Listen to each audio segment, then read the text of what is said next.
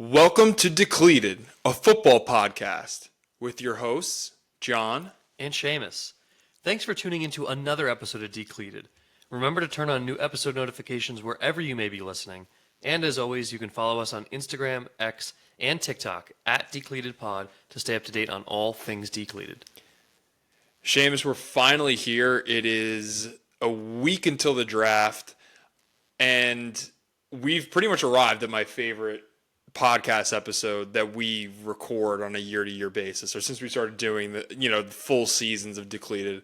This is now the second annual mock draft episode. It is. It's a very exciting time of year, like you said. The NFL draft is coming up next Thursday in Green Bay, Wisconsin. Unfortunately, we will not be in attendance. No. Nonetheless, very, very exciting. Watching all the videos of the parking lot being prepped and the tent going up and the stage being set figuratively and literally, right?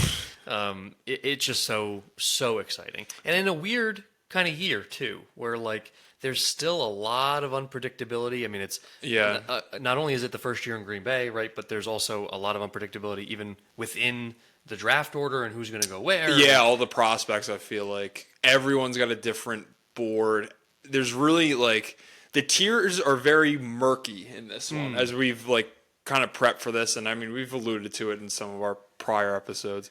But yeah, I feel like it was kind of tough to know or try to anticipate how to react from each other's picks. For those who don't know, who are joining us for the first time on our mock draft episode, this is the second time we've been doing it. Seamus and I are going to be alternating picks in the first round.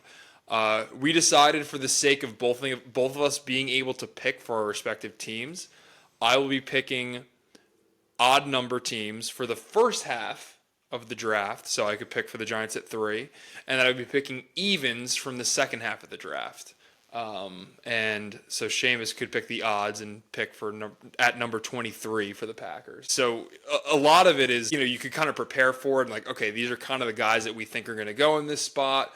But then who knows, there's a lot of unpredictability just between each other and guys that we might like, that I might like more than you, and vice versa, and stuff like that. So I'm super excited to get into this. I obviously have let my draft thoughts be known for so long, so early into the season, and I've quite literally, I was telling you before we started recording, that I've literally been on this website for the PFF mock draft simulator at least once to twice a week for the last 4 months at least. It's crazy. So it's, again, not something I'm super proud of or something that I'm super excited to say, but it is the fact of the matter.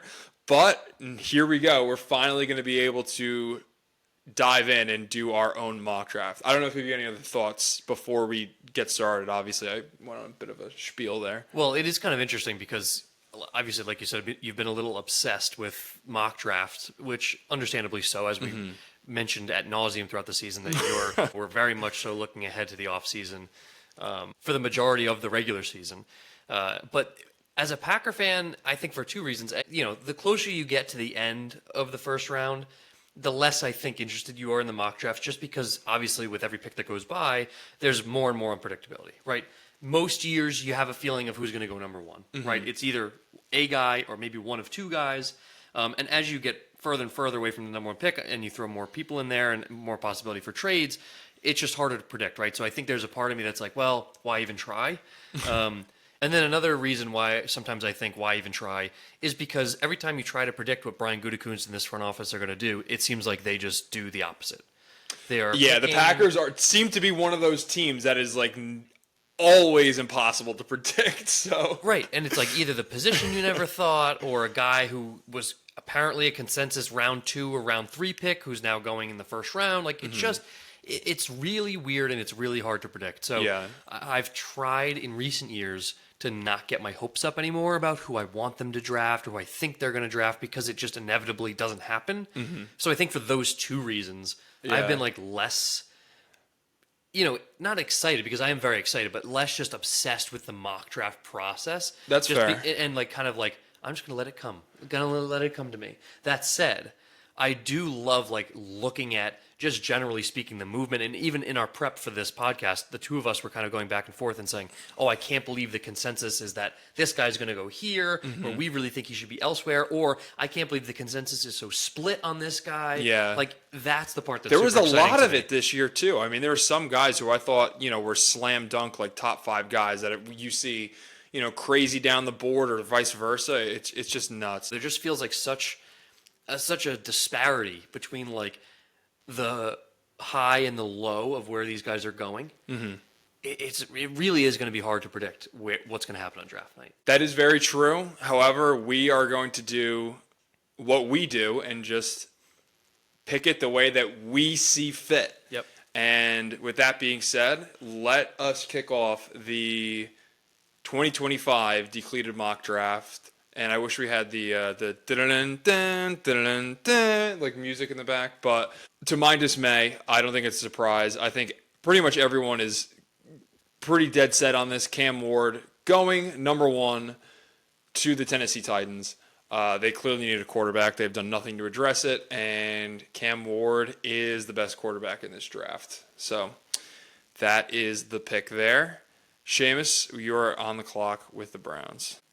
Another occupational hazard of this mock draft is that we know each other well, right? Like you have the consensus that, where people are going.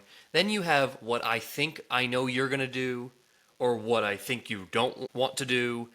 And I try to kind of parlay that in addition to what are my thoughts, what are your thoughts? Do I think this guy, maybe I can get him later on because you don't really like him, or I know that I have to make sure that I take this guy. Like, look, I don't want to influence your picks. I mean, I hope that I have some surprises up my sleeve for you for certain picks. I mean, I don't know if necessarily for the Giants will be a surprise, but well, I guess off of that too, there's an element of that in real life too, right? Like GMs think they know what other GMs are going to do or not do. And, fair.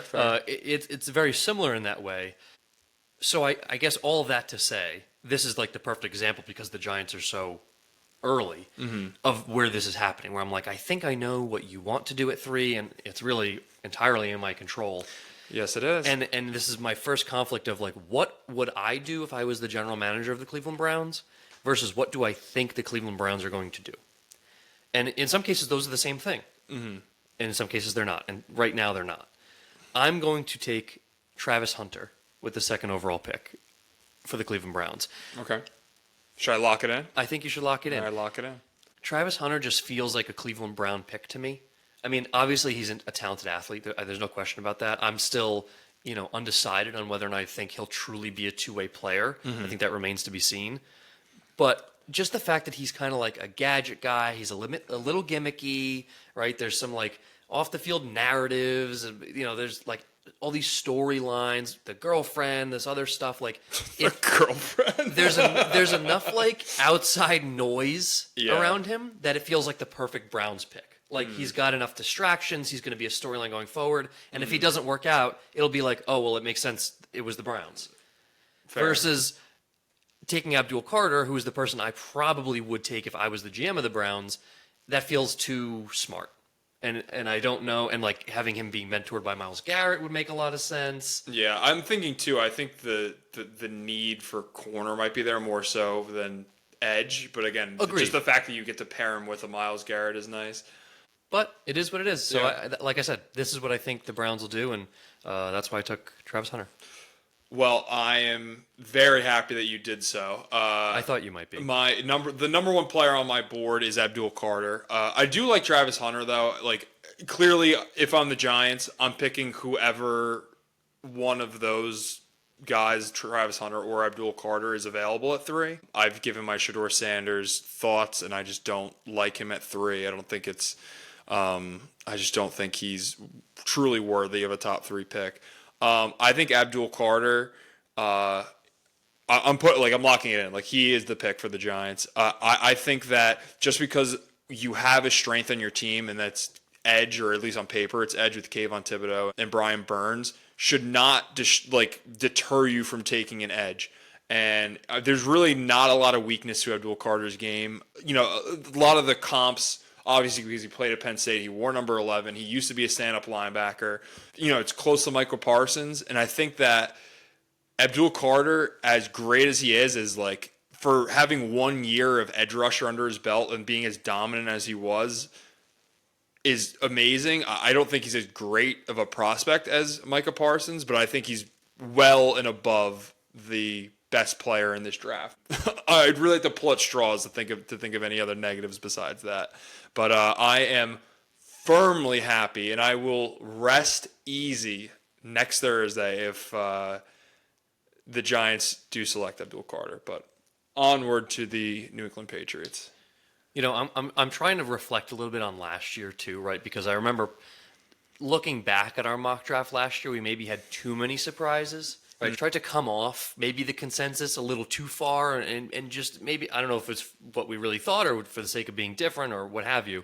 And I'm feeling myself start to go down that road here with the Patriots, where there's a guy who I felt like was mocked to the Patriots a lot, at least in the beginning, maybe a little less so now, that I almost got bored of it. That I'm like, oh, maybe I should pick somebody else. I don't really know if I want to go that direction just because everybody thinks that's what's going to happen.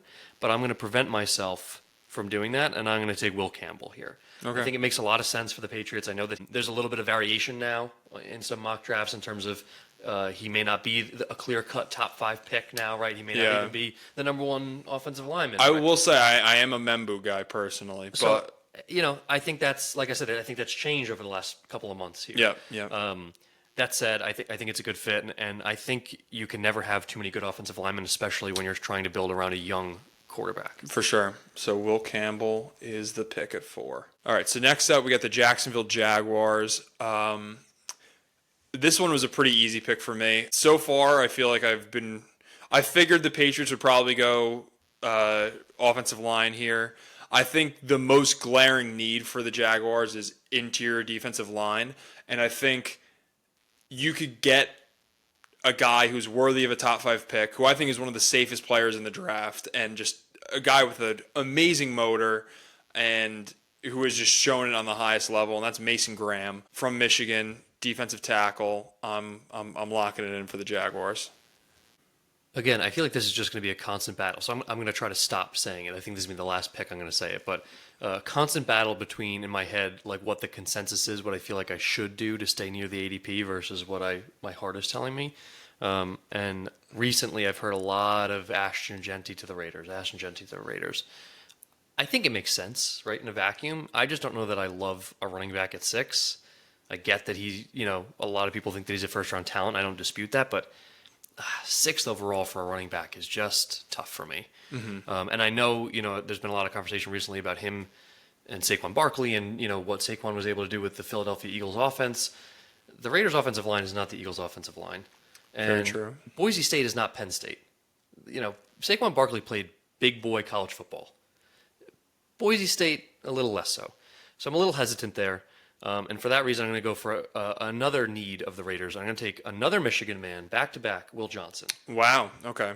So you're not afraid of the recent slide of Will Johnson. But I agree. I think Will Johnson is arguably the best cornerback in this draft. I went back and forth between him and Barron, to be honest. Yeah. But I think if I'm the Raiders, I'm interchangeably pleased. I also think Pete Carroll, defense, he loves drafting his corners, his long corners like Devin Witherspoon and Tariq Woolen. That feels like a pick. That feels like a Pete Carroll pick. Agreed. It's going to set the tone, right? Pete Carroll's not going to be there for Ashton Genty, the Heisman runner-up. He wants to build with defense. I like that. Okay, so let me lock that in. And now we're on to the New York Jets. And if I'm the New York Jets right now, I will say the way the board's falling right now, Seamus, you're making my picks pretty easy. If I'm the Jets right now, I'm salivating. You're running to the podium. I'm running to the podium, and I'm getting Armand Membu, who is my top tackle in this draft. And because he reminds me a lot of Andrew Thomas, who obviously I have a lot of good things to say about. And I'm sprinting the podium. I'm trying to finally nail down that offensive line that's just, they're still trying to build up, and it seems to be a nagging issue. And trust me, I know quite a bit about that, but that's a whole nother story. But that brings us to the 8th pick and the Carolina Panthers. With the 8th overall pick in the 2025 NFL Draft, the Carolina Panthers select Jalen Walker, Okay. linebacker slash edge out of Georgia. A little undersized, I think, at the edge position, but the fact that there's maybe some flexibility there, I think, helps. And a team like Carolina, who is still in the rebuilding process, right? Like, you're just looking for playmakers. Whether he plays off the ball, on the ball, whether you move him around, it doesn't really matter. You need somebody that's going to make plays. Yep. I will say I got my first stolen pick of the draft as I'm looking for the Saints at 9. He was my circled, highlighted guy there. I feel like the Saints have a ton of needs across the board. And, if I'm a team that's in cap hell that is just desperate for some kind of playmaker, I'm going to go with a player in the trenches. And I'm going to lock in Walter Nolan, defensive tackle from Ole Miss, at the 9th overall pick for the New Orleans Saints. And that brings up, you get to pick for a rival here, Seamus. So I do. I'm going to take a punter. Draft the next Ray guy. I was thinking more Roberto Guayo. Oh, yeah. All right, the Bears are a tricky one. I think there are a lot of directions they could go. I also think a lot of their bigger needs are not necessarily positions that you draft in the top 10 of the first round.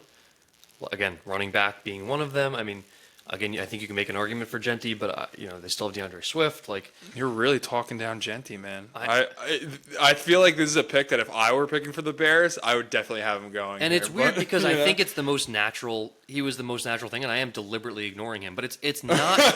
Again, it has nothing to do with him. I actually really like him. No, yeah. I just don't think the value of running backs is That's that fair. high. No, Like, no. I don't think he's going to be that much better than a running back that you might be able to get either the latter half of the first round or in the second round. Especially in this class, it's such a deep class that I feel like you don't need to spend a premium pick. Right. On that So position. as much as I think he's great. Like I said, it's not personal to him. It's just the running back thing. Yeah. Same thing though. Safety, they could use one. Yeah. And could they take a DB in general? And you can't have enough, even if you don't necessarily need a corner. For sure. That said, though, I think they could really use some defensive interior linemen. I don't know that there's any again here that I love the value. So I'm going to go with Mykel Williams. Okay. Who's a guy who's frequently played inside, despite being categorized as an edge rusher. Yeah. And so I think that versatility there is helpful. And again, like we've talked about, all season, it doesn't matter if you have 4 good defensive linemen, 5, 6, 7. Yeah. The more the merrier. It's the same thing as my Giants pick. It's okay, we have 3 studs at edge rusher that we can rotate in and out. Like you can't have too many. No, you cannot. So Mykel Williams from Georgia. We have our second Georgia edge rusher off the board. Actually, I think that's a good time now. We've gone through the top 10 picks.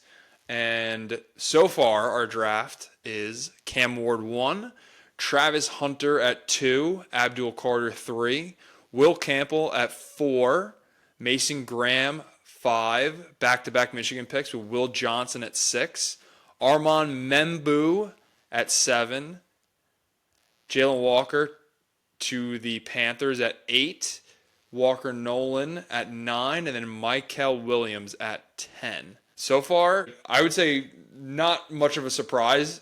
O-line and D-line heavy so far, besides, the Travis Hunter, Cam Ward, and, we got one corner in there too with Will Johnson. But this is what we kind of expected. These are the strengths of this draft class, and that's kind of how it's shaking out right now. And looking at the top of the board, I think probably the biggest shocker right now, I mean, if you just based on the PFF rankings, is obviously Genty falling out of the top 10, and a guy, Tet McMillan, who, spoiler alert, we both kind of talked about him before the pod, and I know neither of us are super high on him, but going to be interesting to see where he ends up landing. So, anyway, on to pick number 11 for the 49ers. A lot of ways I feel like you could go here for the Niners. I'm pretty torn, honestly. One of those guys too that's kind of at the top of the rankings right now is Jahdae Barron, And I feel like, they lost some corners in free agency. It just feels like, they want to reinforce that defense. I really want to go offensive line here too, but I feel like they needed more interior guys, and I just didn't really see any that I was really eyeing at this point in the draft. So I'm going to lock in Jahdae Barron from Texas, the cornerback, at number 11. I don't know what changed in the last 2 picks, but I'm going to take Ashton Genty for the Cowboys. I knew it.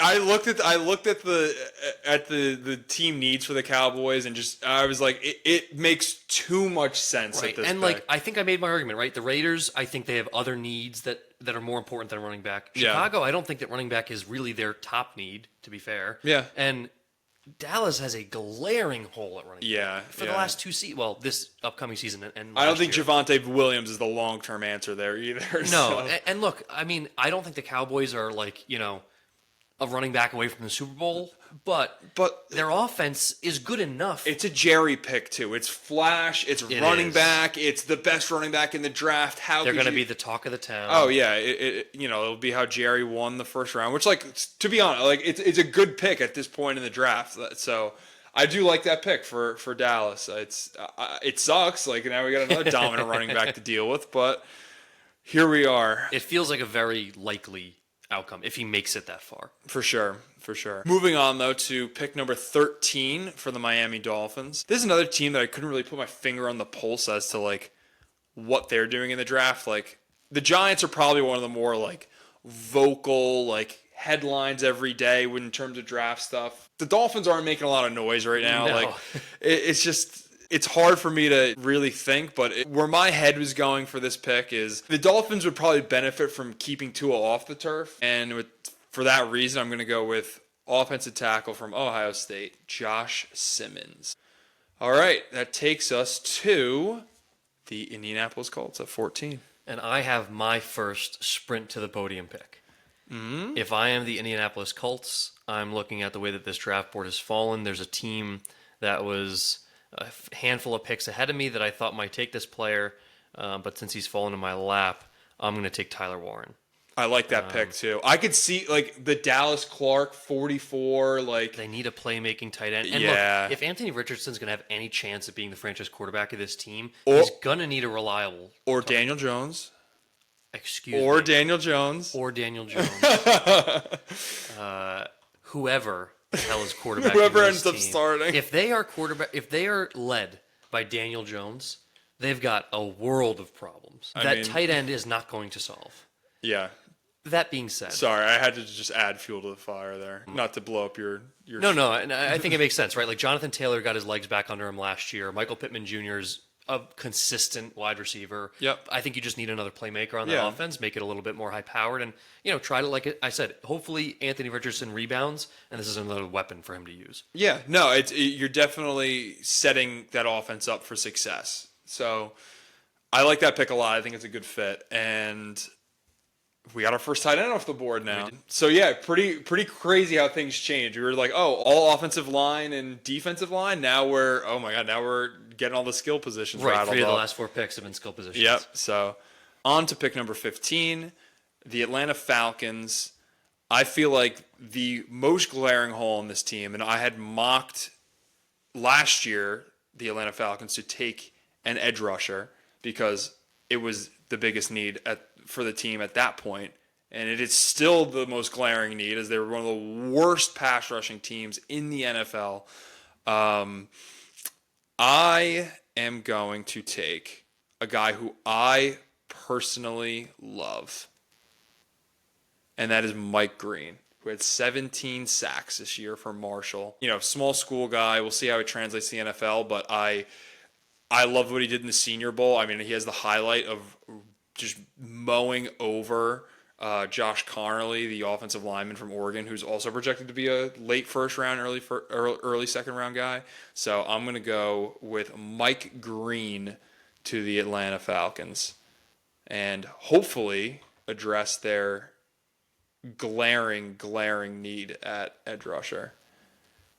Seamus, you have back-to-back picks now. Just so everyone's aware, we are swapping over We're flip-flopping our odds and evens picks for the sake of Seamus picking for the Packers in the second half of the first round, which is pretty crazy. Once you make this selection, we will be halfway done with this mock draft already. Which is hard to believe. We are flying. Although, it does tend to take slightly longer as we get later and later. Yeah, we got to start really fishing for guys. We'll see. I mean, I don't know. Who knows? Maybe will. there'll be some good lineups here, but Who knows? I mean, this is a tough spot here, too, because these are two teams. I mean, like we've said for, the majority of the first round so far, both of these teams could use some help in the trenches.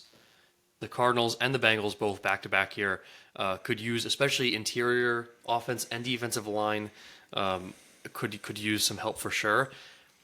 That said, it doesn't feel like this is the place to address those needs necessarily. And that said, I think the Patrick Peterson retirement this year, this offseason, just a couple weeks ago, is kind of on the front of my mind with, the Cardinals and the secondary and, what positions of need that they have. And I'm going to take what I think is the next best available corner in the draft, and Maxwell Hairston from Kentucky.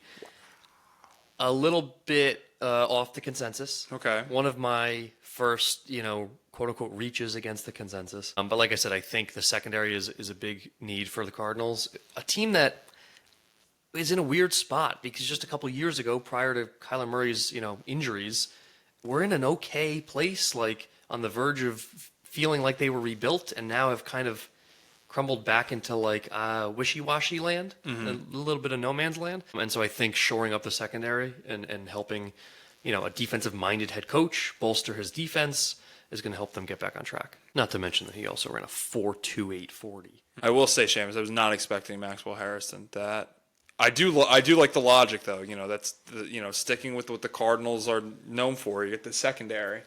And you know what? I think I'm realizing too. There's a little bit of bias in terms of like guys that I hope are available when the Packers are around. But whatever. Yeah. It's also tough too. I mean, I feel like the cornerback outside of the top, outside of Travis Hunter and Will Johnson and Jahdae Barron, I feel like after that, I've seen so many different things for like the next grouping of guys. So it could very well be Harrison that's the pick. It could be, a guy like Trey Amos. It could be, I've seen the guy from Notre Dame also, like Morrison, in that, the guy from Florida State as well. So there's a lot of discrepancies there. So, but I like that pick.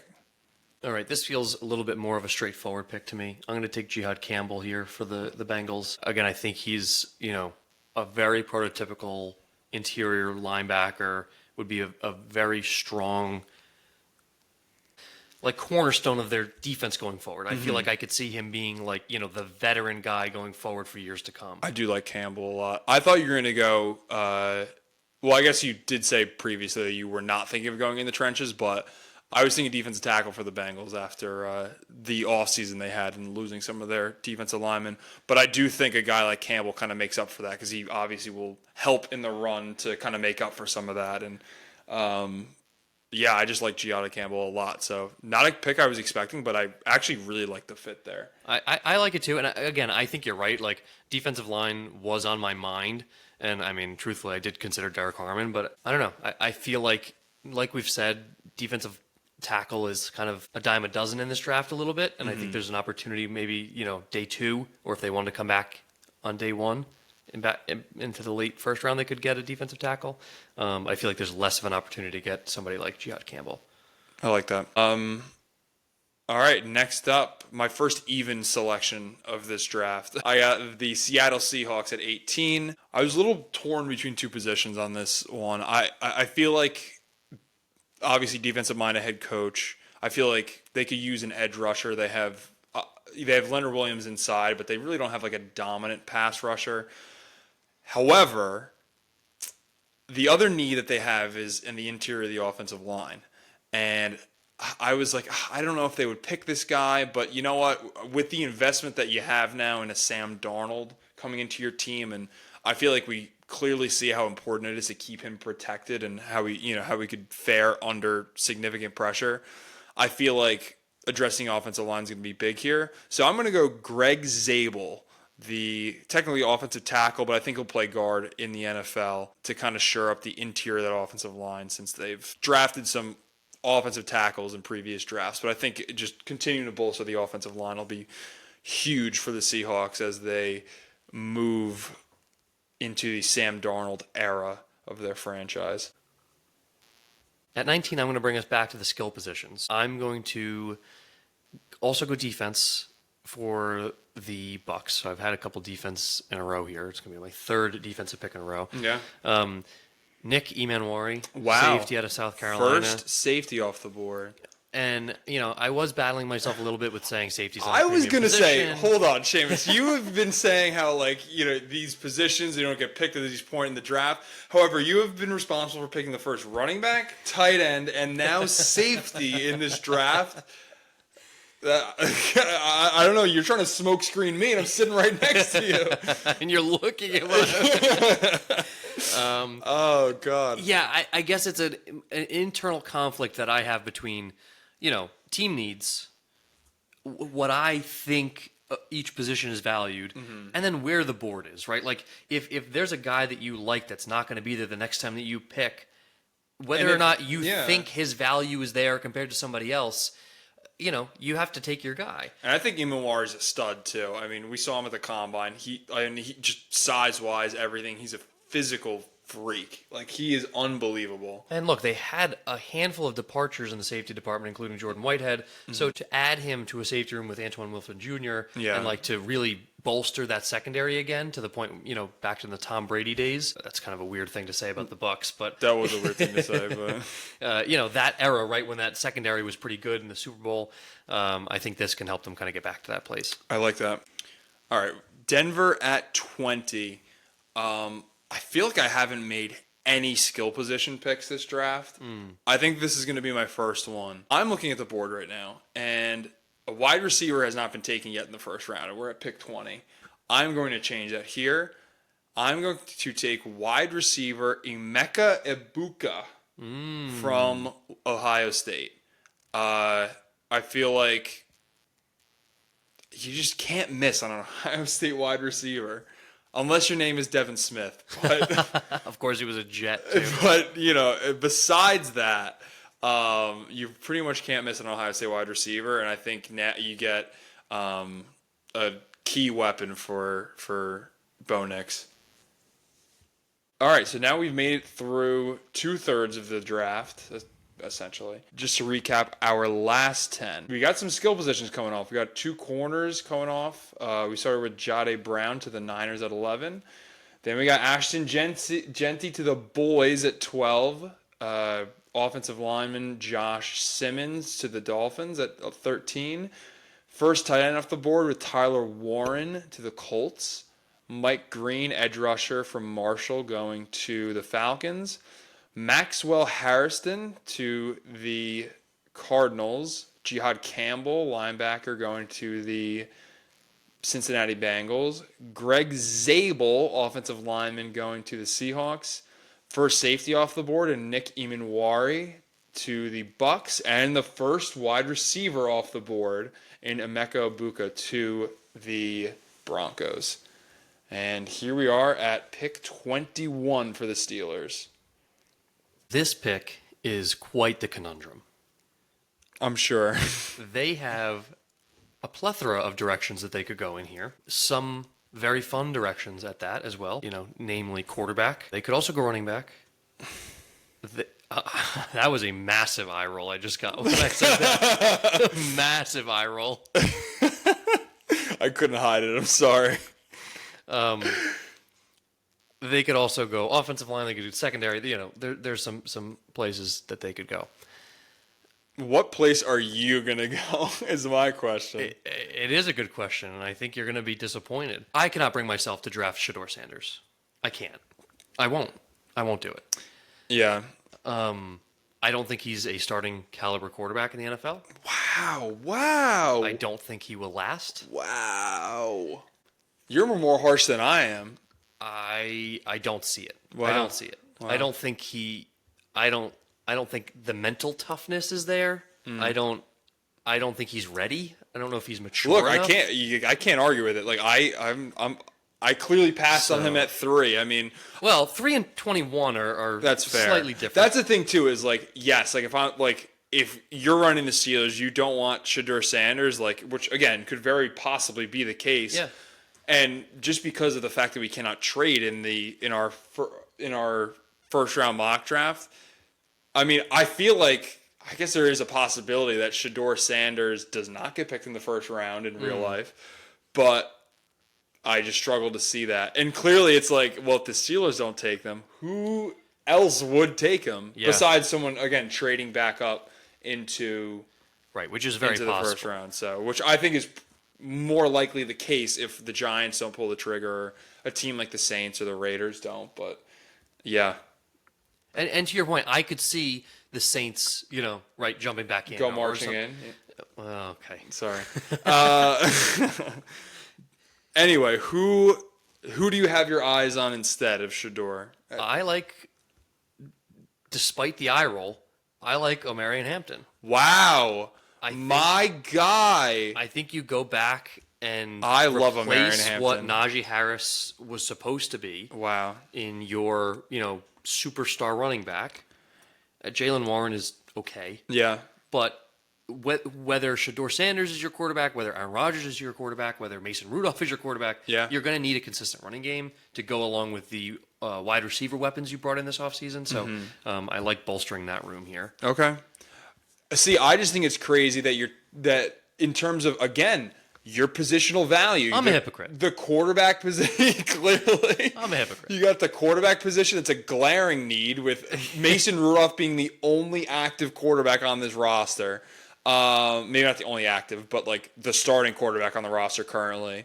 And and we're taking a running back. But I do think Omarion Hampton is a dog, and I would have picked him fairly shortly after if you didn't just make that pick right now. And you know what? He could have been a Denver pick as well. I originally had him going to Denver, but I saw the wide receivers there, and I was kind of like, But I think again, this is similar to what we talked about with the Giants. Like, just because you need a quarterback That's doesn't mean fair. that you need to take. I guess I am also a hypocrite then. I wanted to just do it to say, oh, we drafted Shedeur Sanders, okay, like check the box. Right, just because everybody says we should. You're right.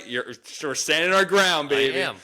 Again, probably won't happen in real life. Someone will either trade up if he's available at this point, or he will be taken by this point. But and you know what is interesting? We are too? firm on our stance on Shedeur Sanders, despite. If this plays out this way, this might work out very well for the Packers because you know that the Chargers aren't taking him. No. So you don't have to worry about taking their pick, and the Packers might want to trade back anyway. So if you want to get back in the first round, the Packers are a prime spot if the Steelers don't take Shedeur. Exactly. And I think this is the time where if the Steelers pass on him, teams including the Giants, I think, will be... The phone will be ringing. Yeah, the phone will be ringing off the hook. So very interesting to see if something like this were to happen, how it would shake out in real life. Anyway, to get to my pick for the Chargers, this is one of my favorite picks of the draft. I think it lines up perfectly. I have been waiting to make this pick for so long. I am going to go with the reunion of Jim Harbaugh and Colston Loveland, tight end from Michigan. I think it's just a perfect fit. Justin Herbert has not had a prolific tight end yet in his young career. Hopefully this is finally what he needs to win a playoff game. I don't know if the tight end's going to get you over the hump, but I really like Colston Loveland as a prospect, and I think it's just a perfect fit here. I mean, some people had Loveland over Warren, which I strongly disagree with, but I think Colston Loveland is deserving to be a first-round tight end, and I feel like this just lines up magically. And now we're at the Green Bay Packers. That was kind of like a blink, and now we're here. So. I can't believe it either. Okay. So we have talked quite a bit about how hard it is to gauge what the Packers will do in the draft. And I feel like there's two positions that I feel like you're deciding between if I had to guess. Go ahead, take a guess. I would have to guess edge rusher and corner. And I think you would, for the most part, be on the right track. Okay. Certainly not a place where I think we'll take a wide receiver. I didn't think so. When there were stronger wide receiver classes in the past with guys available, we still didn't take them. I don't think that process changes here at all. That said, and maybe I'll give you two guys who I considered who I will not be taking, just to show you where my mind is at, because I think that there really are a handful of guys that could go here. I think Shamar Stewart jumps off the page here. He's your prototypical Packers defensive first-round pick. Yeah, he's that all like metrics and combine and size and physically gifted, but no production in college. Exactly. Which is the reason why I personally am not a huge fan of him. But yes, that does feel like a very Packer pick. Just an absolute freak athlete. Yep. And you can't teach size and speed, which has been their mentality for a while. I just think, based on I have a bad taste in my mouth with LVN. Yeah. And you said, the lack of production scares me. So I think I'd like to stay away from that a little bit. The other guy I have my eyes on is Azariah Thomas from Florida State, the corner. I think he's a guy that fits here at 23. I think it's a good value for him. It's a guy who likes to play man-to-man. He's a physical cornerback, which fits in this scheme. He's aggressive, which fits with Hafley's mentality defensively. So I like the way that he could plug in there, and Jair Alexander, that situation is up in the air, and so he could be a very nice fourth corner to start his rookie year. Yeah. Or he could be thrust into stash a him position. away, or if need be, you throw him in. But So I don't know. However, that said, I think both of those are very realistic. Just based on the way that the board has fallen and what I think is the best available player, I'm going to take Derek Harmon from Oregon, the defensive tackle. wow, okay, Kenny Clark. was not expecting that. Again, because of Kenny Clark. Well, that's the thing. Kenny Clark does get a lot of double teams, and he gets a lot of attention. I think adding another playmaker inside on a cheap rookie deal could potentially help open up Kenny Clark. And if you can, have two strong presences in the interior of that defensive line, while Rashawn Gary and LVN and these other pass rushers that you've already spent high draft capital on continue to figure it out and hopefully step up, you're then going to also supplement that by, bolstering the middle of this defensive line. Yeah. And hopefully you're a little bit more even all the way across. So I think that hopefully helps. We also lost TJ Slayton up front, who is a big body.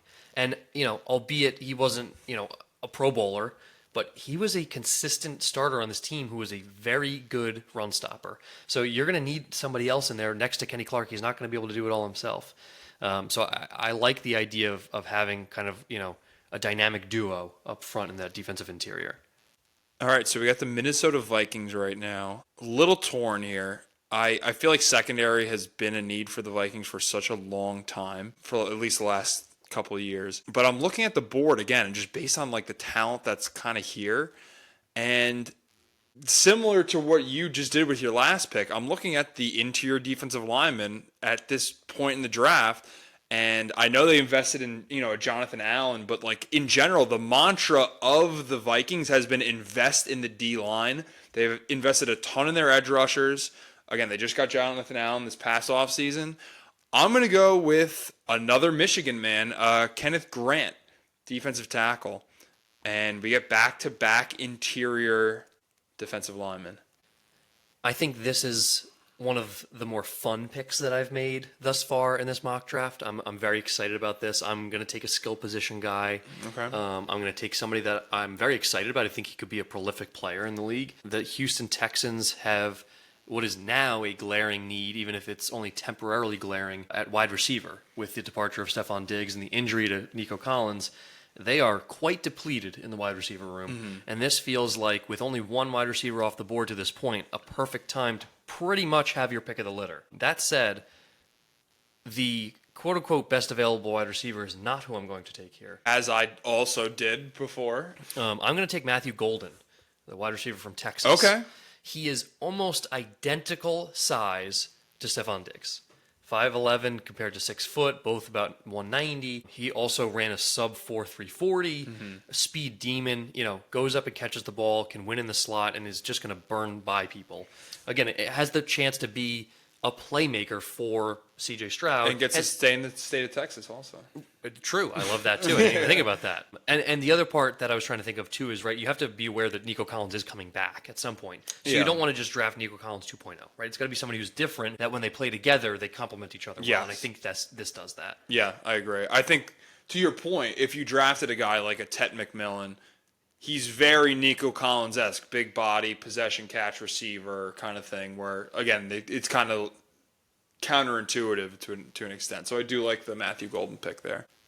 At the 26th pick in the draft, we have the Rams, and I'm going to go offensive line here. I feel like the line has been getting up there in age. They've been trying to, kind of piecemeal it and bring in some younger talent to kind of bolster.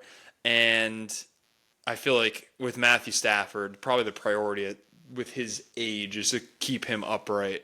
I'm going to go with Donovan Jackson, the tackle from Ohio State, who has played guard previously before Josh Simmons got hurt this year, and then played left tackle and played very well. So I think he's a versatile piece that you could kind of put wherever on the offensive line. So I'm going to lock in Donovan Jackson at the 26th pick.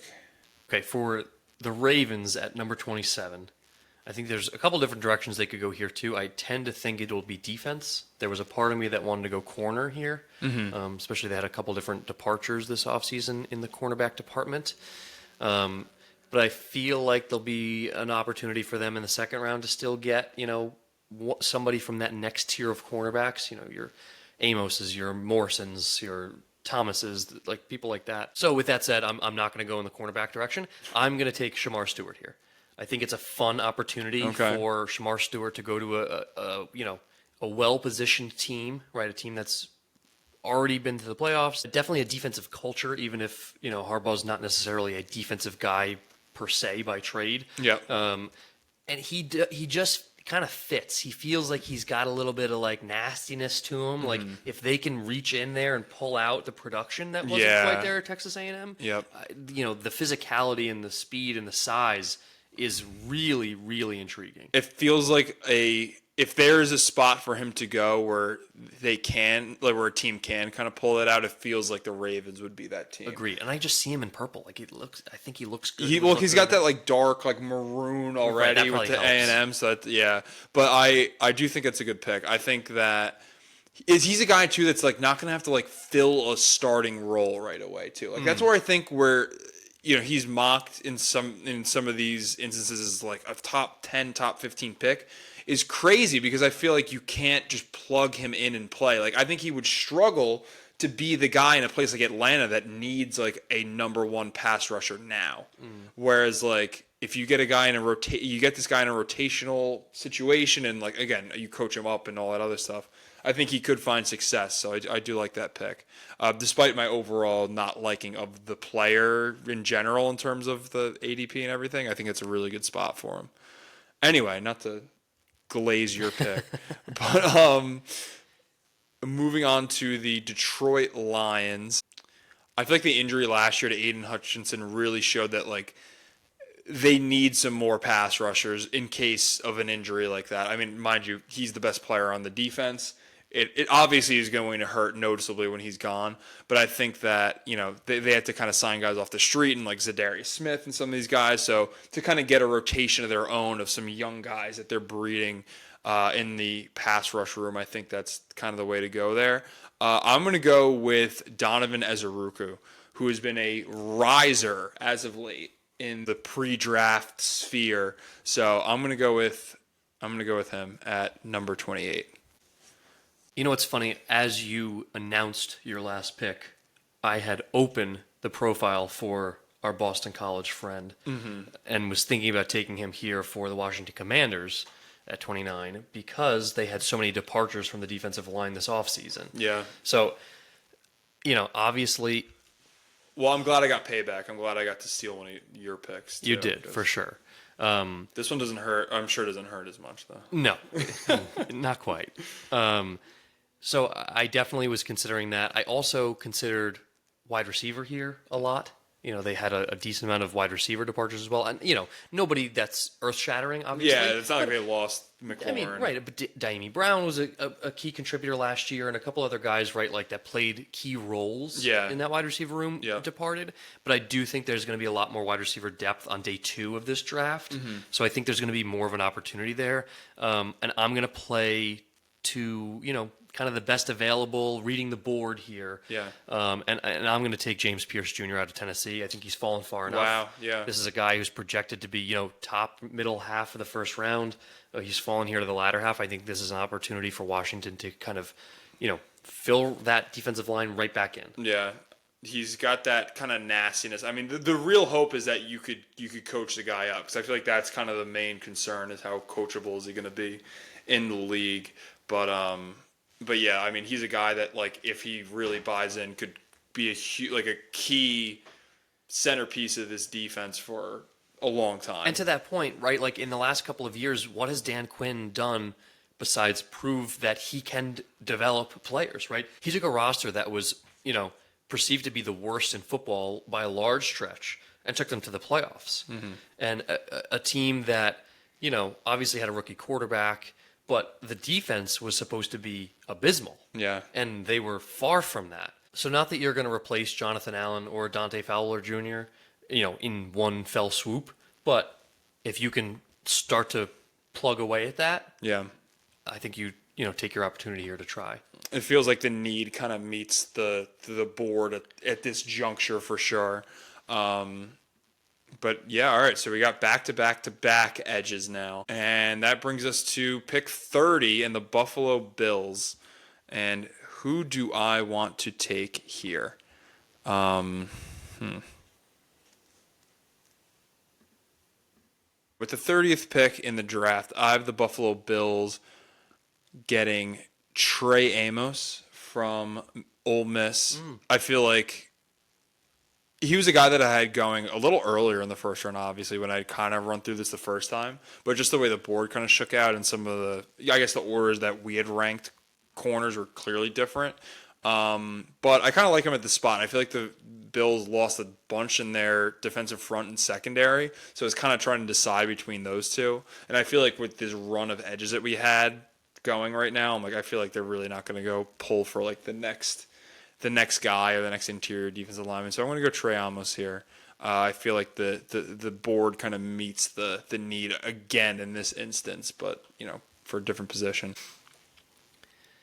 So with my final pick of the 2025 decleated mock draft. Oh yeah, there's your last pick. The Kansas City Chiefs at 31, who I think, if I'm them in this situation, might actually trade out of this spot. I feel like it might be a chance to go down to the, very early second round, get another pick somewhere else, and just like continue to build. Especially as a team who has a lot of veteran guys signed to high value deals. Yeah, just getting use more a plethora quantity. Of picks. Yeah. So this feels like a good opportunity for them to do that. Especially if the draft board that we have is consistent with what we see, and Shador is still there in the first round. I could see that happening for sure. However, we're not doing trades, so I'm just going to make a pick. I do think a wide receiver here could happen as well, to be honest with you, especially with the departures that they had this offseason. It's really just, I guess they do have Hollywood Brown, who I forgot about a little bit because he was hurt last year. I also forgot about him too, but I don't know if he's much of a factor. Rashee Rice coming back potentially at some point, Xavier Worthy. So, I could see it, but it's not necessarily a shoo-in. So for that reason, I'm going to stay away. And I'm going to take Josh Cornley Jr., the tackle out of Oregon. I think he has the potential to be, like a statue at the tackle position. Mm-hmm. He's a big offensive tackle, has good traits, and obviously played on a successful team at Oregon protecting Dylan Gabriel. So I think he will do well in Kansas City. Again, a team that has done pretty well drafting and developing offensive linemen, as the last handful of years as well. Yeah. So I think this would be a good fit for him to go in a place that he may not necessarily be thrust right into a starting role. But you never know with that offensive line. I mean, they've gone through injuries. Yeah, I would say they seem to sustain a lot of injuries, that line. And I mean, you see what it does. I mean, like, you can't have any shortage of offensive tackles clearly for that team, because we see what happens in the Super Bowl when that gets exposed. Exactly. And I mean, you had Joe Tooney depart this year as well, which doesn't help. So, obviously you added Jalen Moore, but I don't know that necessarily solves your tackle issues. So I think this definitely helps. And, like you like to say, you can't have too many tackles. So it's similar to edge rushers, right? We've been talking about this in defensive linemen in general. Yeah. God forbid you have 6 good defensive linemen instead of 5. God forbid you have 3 good offensive tackles instead of 2. Like, not a bad problem to have. Yep. For sure. All right, so I'm down to my last pick here in the first round. We got the Philadelphia Eagles. This is another team where they could go a lot of directions. They have plenty of pass rushers, but yet they did lose a few, so like they could start restocking some of those. Although I don't really think at this point, like I feel like we've used up a lot of edge rushers in that last like stretch of between the Ravens and the Commanders. I honestly thought James Pierce Jr. was going to fall all the way to 32, and then it was going to line up, in that instance. However, I am going to, in similar Eagle fashion, look at the board and say, how the F did this guy fall this far? And I'm going to take the best player that's left on the board, and that is Tet McMillan, a guy who, again, I'm not super high on in the draft, but I feel like if you look at the board and you say, oh yeah, Tet McMillan is going to be picked, it is not going to be picked until the 32nd pick in the draft. You're like, oh, that's kind of crazy. Like I thought he was going to be at least a top half of the draft guy, and I feel like it's a guy that wide receiver is not the most glaring need. Obviously, they still have AJ Brown and Devonta Smith. And again, Ted McMillan's kind of like a big body guy, like similar to an AJ Brown type. So like, I don't know if it makes the most sense, but I mean, I just think it's just one of those things where like the Eagles love to get guys with the that maximize their value and like guys that like seemingly have fallen in the draft, and I feel like it just makes the most sense. They also are not afraid to stack good players in position groups, right? Yeah. We've said it a number of times with the defensive line. They do it with the offensive line as well, right? Where you're drafting guys not necessarily when you need them, right? You're preparing for when you're going to need them eventually. They're not going to be able to sign AJ Brown and Devonta Smith forever. Yeah. Right? Like there's going to come a time where you're going to need somebody else to fill, some production in the wide receiver room. So I think it makes a lot of sense. As crazy as it is to say, we are through our first round mock draft. Pretty crazy mock draft. Again, I don't know if this one's going to mirror reality really, but I mean, it's kind of hard to, again, where we don't have trades involved in this scenario. But yeah, we had really heavy trenches in the first half of the draft, and then I feel like a lot of it kind of left like a lot of the top skill positions open in the second half, where we kind of went on a run there, and then we had another little mini run of tackles and edge rushers towards the end, the back half of the draft. But yeah, the glaring thing is no Shedeur Sanders on this board, but.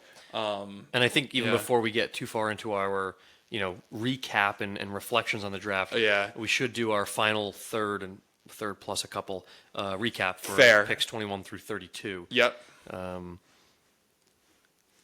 At 21, we had Omarion Hampton going to the Steelers. That was one of the more controversial picks. Very controversial. That was the Shedeur Sanders is not being picked in the first round pick. Then tight end Colston Loveland at 22 to the Chargers. Derek Harmon, defensive tackle, at 23 to the Packers. Kenneth Grant, defensive tackle, at 24 to the Vikings. Matthew Golden, wide receiver, at 25 to the Texans. Donovan Jackson, tackle, Ohio State, to the Rams at 26. Shamar Stewart, the edge rusher, to Baltimore at 27. Donovan Ezeruko to the Lions at 28. James Pierce Jr., edge rusher from Tennessee to Washington at 29. Trey Amos, the corner, to Buffalo at 30. Josh Cornerly Jr., tackle, to the Chiefs at 31. And then Tet McMillan, 32nd overall, to the Philadelphia Eagles. All right. Seamus, your favorite pick that you made and favorite pick that I made in this draft. I like that. And even before that, I'm just looking as I'm kind of scanning this. I cannot believe, for as bad of a season that Michigan had, how many first-round picks they had. Yeah. They had 4 first-round picks. Well, a lot of these guys are, left over from the championship team as well, too. Right. I feel like the offense lost a lot last year. It is just surprising when, in comparison, just for argument's sake, you look at Ohio State, the national champions. Yeah. 3. Yeah, that's true. So I'm going to ignore the Giants because I really do like Abdul Carter, and if the Giants end up with Abdul Carter next Thursday, I will be ecstatic for you. Yeah, no, I will be thrilled. I guess I'll leave it out too, and I give my favorite picks for both too, because that would also be my favorite pick of the draft, obviously. That would be fantastic. Absolutely outstanding. But my favorite pick of yours was Emeka Ibuka, the wide receiver from Ohio State going to Denver. Okay. I think that's obviously a very young offense and a team that was, I think, a surprise to make the playoffs for most last year. Yeah. And if they want to remain a playoff team next year, they're going to have to continue their offensive success. And I think adding another weapon to Bo Nix's arsenal only helps that. I think it's a very cool fit. I think an offensive-minded head coach in Sean Payton, who's going to scheme people open, is going to. I think that's like best case scenario. Yeah. So that does excite me, and he's a guy who honestly would excite me if the Packers took him. So I do just like him overall. I think. Yeah. And then my favorite pick that I made, I think. I said it at the time, and I think it's still true. Matthew Golden, again, wide receiver to Houston. I think it's a really good fit. I like that you made the connection of staying in Texas. Yeah. I think it makes a lot of sense.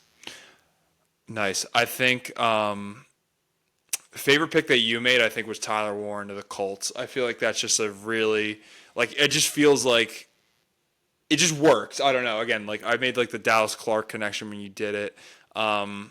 It just I don't know. It just feels right, and it really is a need too. They need kind of a middle of the field threat for Anthony Richardson and or Daniel Jones.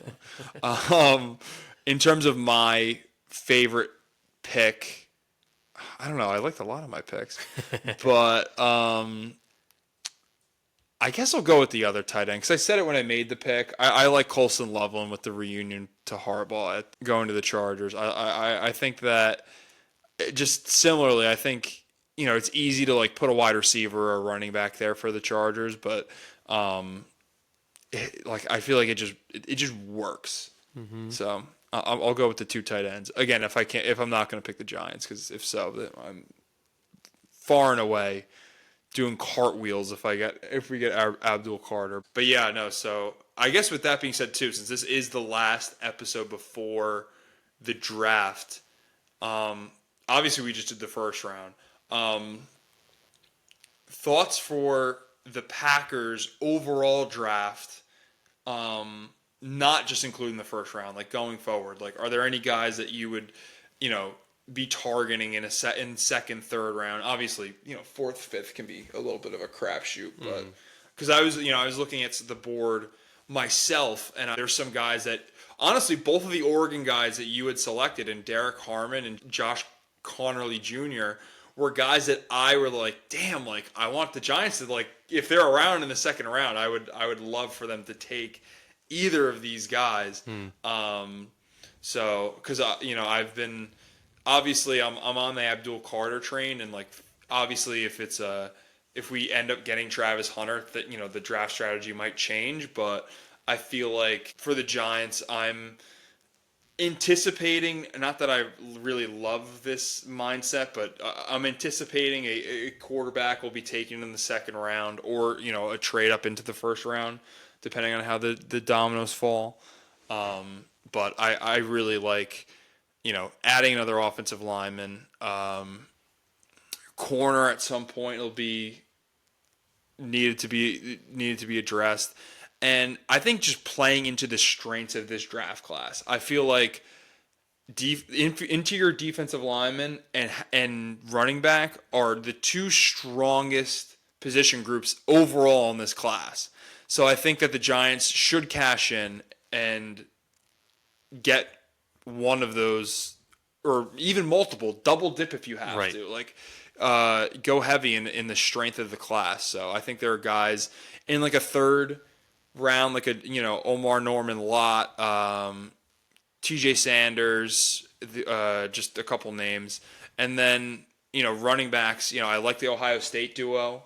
I like those guys. I like Caleb Johnson from Iowa. There's a lot of guys that just throwing out names to be if the Giants draft him, I said it on the pod. Right. But yeah, no, I think that would be interesting. And then I guess to kind of close out my spiel, since we're, quarterback and the Shedeur Sanders thing has been quite the topic of conversation, obviously, for the Giants. I think if the Giants do trade up in the first round or trade back into the first round to get Shedeur Sanders, I don't know if I'll be super upset. Like, I'll understand it, but, I'd rather save some of the draft capital. I think in terms of if we stay put and we, take a guy in the second, third round, I'll take a Jackson Dart in the second round. Again, I feel like there's probably more talented players there. And again, I don't want to draft a quarterback for the sake of drafting a quarterback in a weak draft class.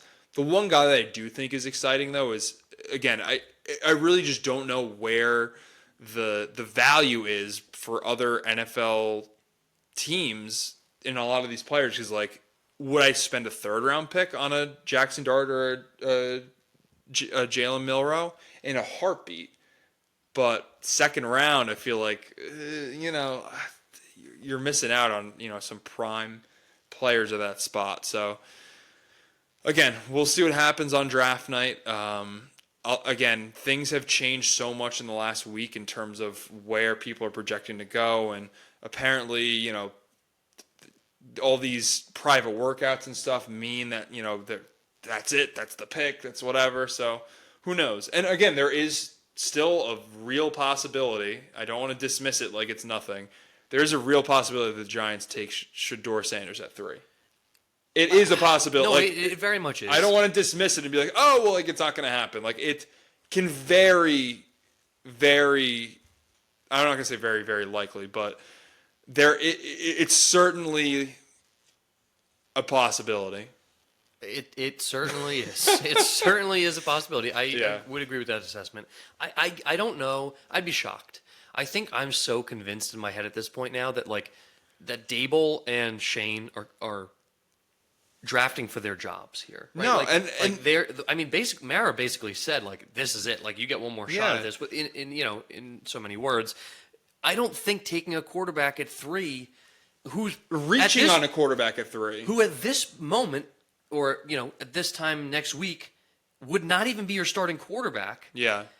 I don't think that makes a lot of sense. And truthfully, I don't even think it makes sense to come and trade back into the first round. Oh, I agree. To do the same thing. I agree. You're going to give up more capital this year, to your point, to draft potentially equally as talented, maybe, guys at other positions who could be key contributors on your team, as opposed to somebody who might just be your backup. I agree. Again, I think it's just me, making sure that I'm not, I don't get, ooh, right, you don't want to be let down. Awful take, listen to John just dismissing the fact that Shedeur Sanders is the quarterback, and then, they end up drafting him. And that's the thing, too, because it's everything that they've done in the offseason has pointed that, they're not going to draft a quarterback. They've signed 2 veteran guys now, and you just, it's just it's just showing that, it doesn't seem show a lack.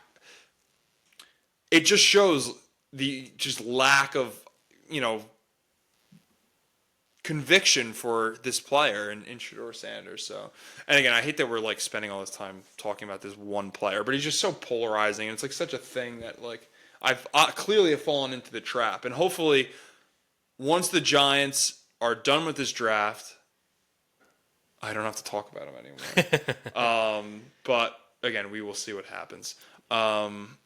Anyway, let's shift to the Packers, because I have said my piece before we wrap this sucker up. Yeah, I think I'm honestly more excited about the 2nd through 7th rounds for the Packers than I am about the first, truthfully. Because the first round, again, I mean, I'm set up for disappointment. That's why I try not to set these expectations, because it's going to be somebody I don't care about, I don't know, never heard of, disagree with, one of the above, or all of the above, maybe. I don't know. So I try not to put too much stock into the first round, just because I'm I'll just take it as it comes. Yeah. However, especially given our recent history with day 2 picks, especially, and the fact that they've all been key contributors. I mean, you could rattle off Christian Watson, Jaden Reed, Tucker Kraft, Luke Musgrave, Javon Bullard, the list Edgerrin goes on Cooper and on. All these guys, who are all significant key contributors, and you could even go beyond day 2 into day 3. Evan Williams, who was a starting safety as a rookie last year until he got hurt. We have key contributors on both sides of the football from all 3 days of the draft. Yeah, I have to sneeze. Bless you. Maybe not. Nope.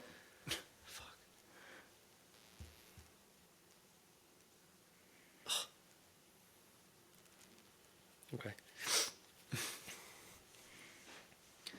So going in knowing that we're going to have potential starters come in on all 3 days is what makes me excited about the draft as a whole, I guess, which is good. And knowing that we may not take, the fun positions, right? The running backs, the wide receivers, things like that in the first round, even quarterback, right? Like there's a chance we draft a quarterback at some point on day 3. Yeah. You did it last year. Right. It could be, and it didn't work out, so we might just do it again. I would actually would be surprised if they don't draft a quarterback, to be honest. Like Riley Leonard? Right. just Riley throwing Leonard, it out there. Kyle McCord, like somebody, who cares, right? Like somebody that is what you're looking for, especially on day 3 from a quarterback, is Matt Flynn. You're looking for you're Chase Daniel. Yep, You're looking for a career solid backup quarterback that you can rely on when, the time comes. Yep. So that's really all you're looking for there. And I think those are fun. But in terms of the guys that I'm looking for, especially on day 2, let's combine day 2 and day 3 there, would be Jaden Higgins from Iowa State, the wide receiver. He's a stud. And that would be awesome. And Jalen Royals from Utah State. Yeah. Those 2 guys are, top of my list in terms of fun. Would absolutely love these guys to be on my team. Yeah. Probably not going to be first round picks. Yeah. But again, if that opportunity comes right where a Shador or whoever, a team wants to trade back into the first round, right? And we go to somewhere in the top 10 in the second round, right? Yeah. And get multiple that's like a prime picks. spot for Higgins. One of those guys. Like, yeah. Exactly. So that's what makes me excited. It feels like, Christian Watson-esque, right? Like it could be a very similar situation where you're picking at the end of the first round, you trade to top 5 pick and take a Christian Watson, a guy who, you could take Jaden Higgins at the end of the first round. You could. Yeah. Some people would see it as a reach, but I think you could make the argument. But that would be very exciting to me. Yeah. And then I think in terms of corner, that's the other place where there's some names here that, really intrigue me. I think a guy, I know we took him during our mock draft, but Trey Amos, who potentially could be there, in the second round. Azariah Thomas, I mentioned him earlier, a guy who I considered taking with my first round pick. I think if he's there, Benjamin Morrison, all these guys who they do excite me, and I like the way that, they fall in terms of the board. I feel like they'll be available for the Packers to kind of swoop in and take a playmaker who, again, could come and step in and play right away. So that's the key, and I would expect the Packers to hammer the cornerback position. I would expect the Packers to hammer defensive line. I would expect the Packers to probably draft some offensive linemen, if we're being honest. Yeah. Tackle and a guard maybe, or they'll draft somebody that can play all 5 positions or something. I could see a running back too, but we do have some young running backs. So I think I could go either way there. Yeah. And I would expect at least 1 wide receiver, if not maybe 2. And in a draft that I think has Brian Gutekunst's fewest amount of draft picks, with only 8, where we've had only 8. I know. Well, we've had double digits the last few years. We had almost double that. We had like 13 last year. It's nuts. So, in a year where we have limited draft picks, comparatively speaking, I don't know that we'll necessarily take a flyer on a running back or a safety, right? A position where we don't necessarily need anybody there. Like I said, I expect to hammer corner because we need depth at minimum there. I would expect to hammer defensive line, interior and exterior, both a little even distribution. And again, there. playing to the strength of the class again, I feel like is exactly typically the way to go. And the same thing on the offensive line, like you said, hammer the trenches and continue to just build depth on both sides of the football. Yep. I'd expect at least 1 quarterback and a couple wide receivers, at least 1. So I think that's my assumption going in. All right. Well, we'll see what happens. Obviously, going to be glued to my TV, my phone, whatever, tracking the draft as next weekend unfolds. And yeah, excited for the cultivation of all of this and all the time that we spend preparing and getting ready for this. So I'm looking forward to it. But I think that just about does it. We're really chewing up some time here. I know we just don't want it to end. It's our favorite episode of the year. I know we're really trying to grasp at this as much as we can, but I think every good thing must come to an end. And with that being said, thank you everyone for listening. Please turn on new episode notifications wherever you may be listening, and be sure to follow us on Instagram, X, and TikTok at DecleatedPod to stay up to date on all things Decleated.